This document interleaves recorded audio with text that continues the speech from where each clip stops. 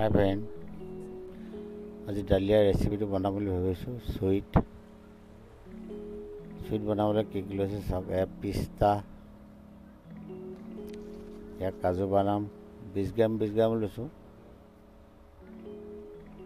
এয়া চেনি লৈছোঁ 200 গ্ৰাম। ডালিয়া আধা কেজি আছে, আধা কেজি পেকেট হয় এইটো। এই পিস্তাটো বাকলিটো গুচাই ল'ব লাগিব। চাওক কি ধুনীয়া হৈছে।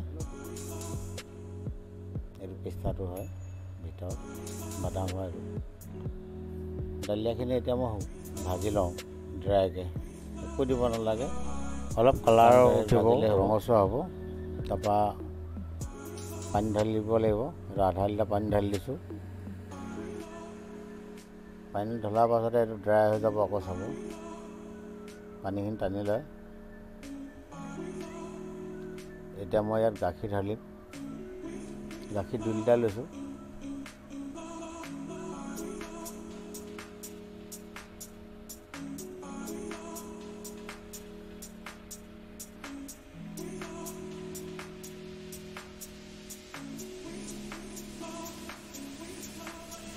ধুনীয়াকৈ ফুলি যায়।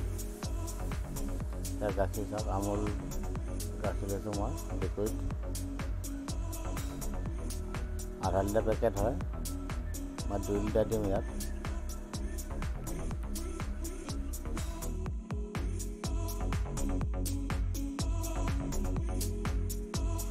গতিকে আপোনালোকে লাষ্টলৈকে চাব, ভিডিঅ'টো সম্পূৰ্ণ চাব, লাইক কৰিব,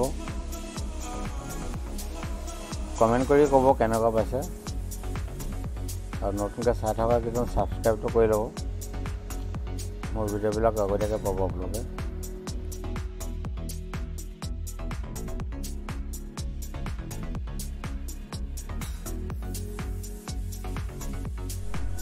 গেছটো ল'কৈ দিছিলোঁ, এতিয়া অলপ বঢ়াই দিছোঁ। এইটো চেনিটো 200 গ্ৰাম ঢালি দিওঁ এতিয়া।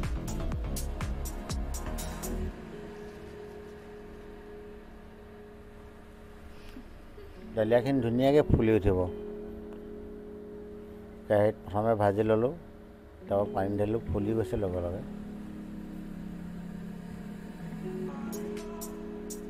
প্লিজ লাইক, কমেণ্ট, ছাবস্ক্ৰাইবটো কৰি ল'ব আপোনালোকে। চাব উতলিব লৈছে।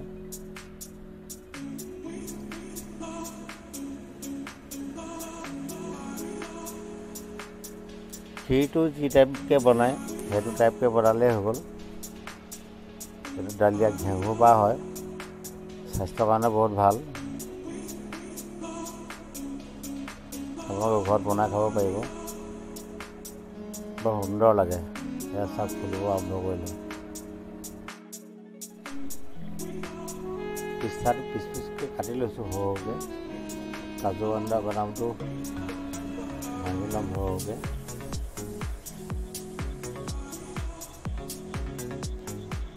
ডালিয়াও হৈছেগৈ আৰু সিজিছে। এতিয়া চাওক অকণমান ধুনীয়াকৈ সিজিলে, ফুলিছে, ধুনীয়াকৈ হৈছে চাওক।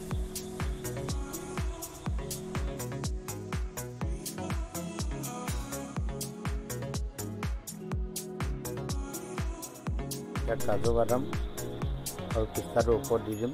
দেখিবলৈ ধুনীয়া লাগে, খায়ো ভাল লাগিব, স্বাস্থ্যৰ কাৰণেও ভাল। আপোনালোকে কমেণ্ট কৰি জনাব,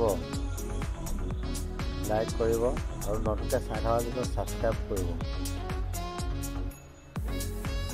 মোৰ ভিডিঅ'বিলাক আগতীয়াকৈ চাব আপুনি। চব কি ধুনীয়া লাগিছে, সুন্দৰ। আপোনালোকৰ ঘৰত এনেকৈ বনাই খাব।